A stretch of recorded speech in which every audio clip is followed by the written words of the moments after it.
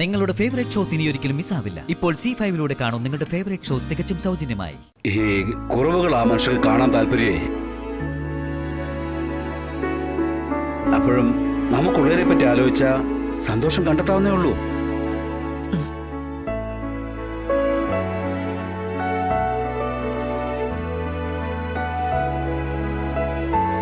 ഇപ്പോ കഴുത്തിന് താഴെ കനക്കാൻ പറ്റുന്നില്ല എന്നല്ല, ഇത്രയെങ്കിലും സാധിച്ചല്ലോ എന്നാ നമ്മൾ കരുതേണ്ടത്.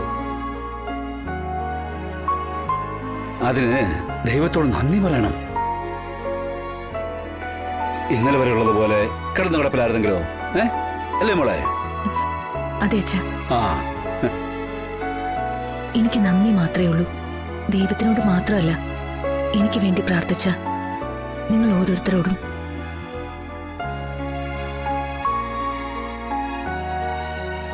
അച്ഛനും അമ്മയും വസുമതി അമ്മയും എല്ലാവരും ആ സ്നേഹവും കരുണയൊക്കെ കാട്ടിയിട്ടേ ഉള്ളൂ.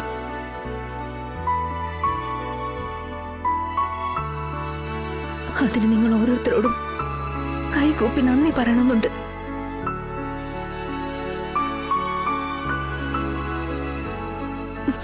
പക്ഷെ അതിന് നിവൃത്തിയില്ല.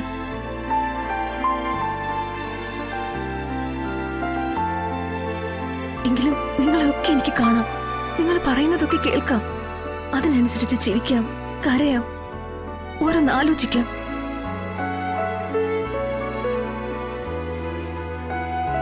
ജീവിച്ചിരിക്കാന്നുള്ളത് തന്നെ ഒരു വലിയ ഭാഗ്യ.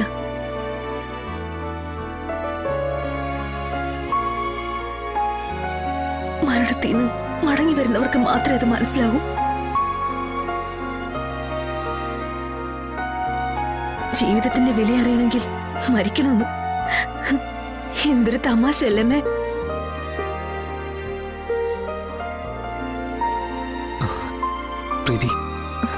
അർജുനേട്ടൻ പേടിക്കണ്ട, തലയ്ക്ക് വട്ടൊന്നുമല്ല.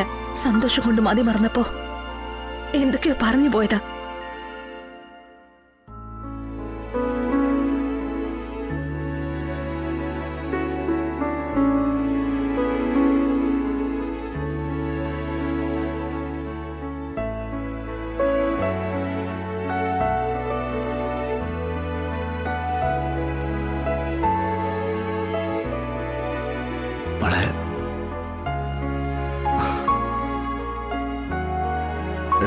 ഡോക്ടർ പുറത്തേക്ക് വരാൻ പറഞ്ഞു.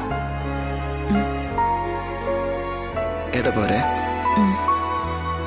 അച്ഛാ ഞാൻ പറയാം.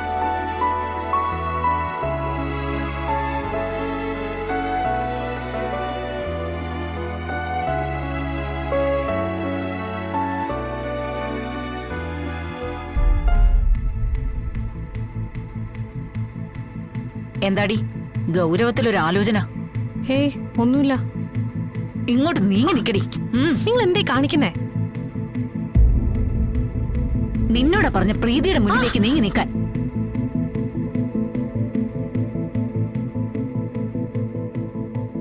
ഡോക്ടർ പറഞ്ഞത് ഓർമ്മയില്ലേ?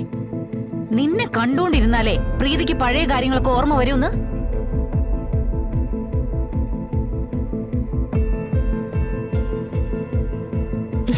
നിങ്ങൾക്കിത് എന്തിന്റെ കേടാ? ഇത് ചോറൂണ് ചടങ്ങല്ലേ, നൂലുകെട്ട് ഓർമ്മയില്ലേ നിനക്ക്?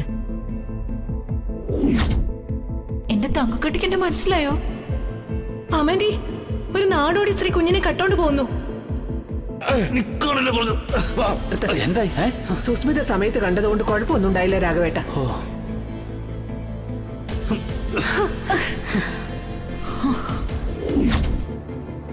നിർത്ത്.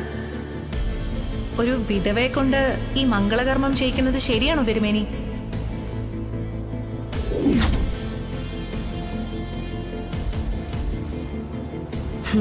പകവീട്ടലാണല്ലേ? എനിക്കും ചാൻസ് കിട്ടും. ഇല്ലടി, ഇനി നിനക്ക് ചാൻസേ ഇല്ല.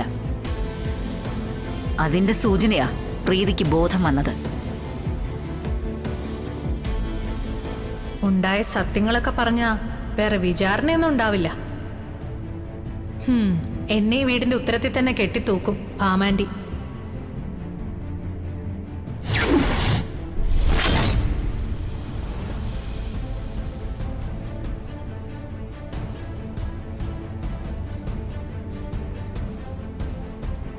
അങ്ങനെ ഒരു സാഹചര്യം ഉണ്ടായ ഞാൻ വീണ്ടും കൊല്ലും. നിന്നെ ആയാലും.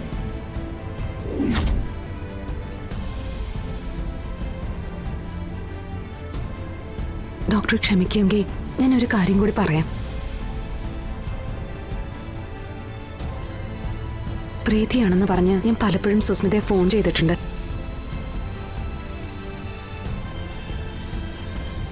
അപ്പോഴെല്ലാം അവൾ നന്നായിട്ട് വരണ്ടിട്ടുണ്ട്. അല്ല, ആരെയാ വിളിക്കുന്നേ? നിനക്കെന്നെ മനസ്സിലായില്ലേ സുസ്മിതേ?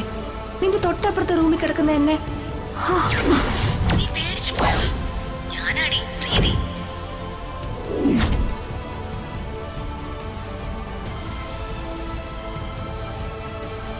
പ്രീതിയുടെ ശബ്ദം ഞാനൊന്ന് അനുകരിച്ചെന്നേ ഉള്ളൂ. പല ഫോൺ കോളും ഞാൻ ഈ വീട്ടിൽ ഇല്ലാതിരുന്ന സമയത്തായതുകൊണ്ട് സുസ്മിത നിൽക്കുന്ന സമയവും സാഹചര്യവും ഒക്കെ വിശദീകരിച്ചു കൊടുത്തപ്പോ അവൾ ശരിക്കും ഭയന്നു.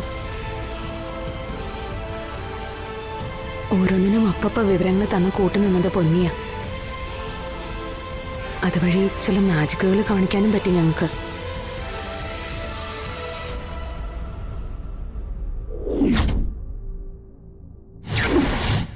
ഈ ബെഡ്ഷീറ്റ് ആരേത് മടക്കി വെച്ചത്? സുസ്മിതേ,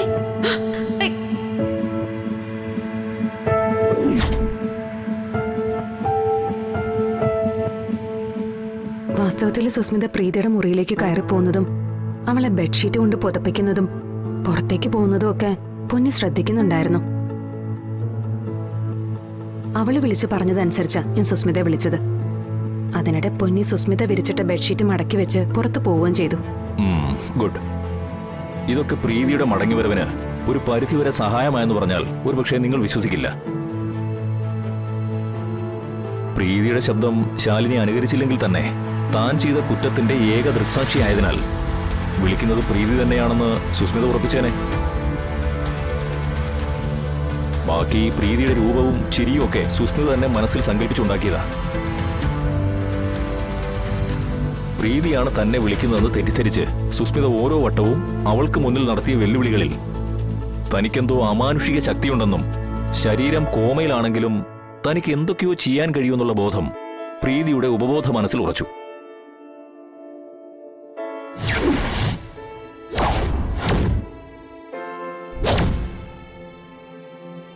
അതും പ്രീതിയെ എഴുന്നേൽപ്പിക്കാൻ സഹായിച്ചിട്ടുണ്ട്. അപ്പൊ ഡോക്ടർ, അങ്ങനെയാണെങ്കിൽ പ്രീതി കോമയിൽ കിടന്നപ്പോ സുസ്മിത പറഞ്ഞതൊക്കെ പ്രീതിയുടെ മനസ്സിലുണ്ടാവില്ലേ ഡോക്ടർ? ഉപബോധ മനസ്സിലല്ലേ ശാലിനി, അത് ബോധ മനസ്സിന് ഓർത്തെടുക്കാൻ കഴിയണമെന്നില്ല. നമ്മുടെ ഉപബോധ മനസ്സിൽ അങ്ങനെ ഒരുപാട് കാര്യങ്ങൾ കുഴിച്ചുമൂടപ്പെട്ടിട്ടുണ്ട്. അതിൽ ചിലതാണ് സ്വപ്നങ്ങളായും ദേജാവുമായും ചിലപ്പോൾ പുറത്തേക്ക് വരുന്നത്. അപ്പോ പ്രീതിക്ക് അതൊന്നും ഓർമ്മിച്ചെടുക്കാൻ കഴിയില്ലെന്നാണ് ഡോക്ടർ പറയുന്നത്. ഈ മിറക്കിൾ സംഭവിക്കേണ്ടത് ശാലിനിയിലൂടെയാ. ഡൗൺലോഡ് ചെയ്യൂ C5 ആപ്പ്. കാണൂ എല്ലാ എപ്പിസോഡുകളും സൗജന്യമായി.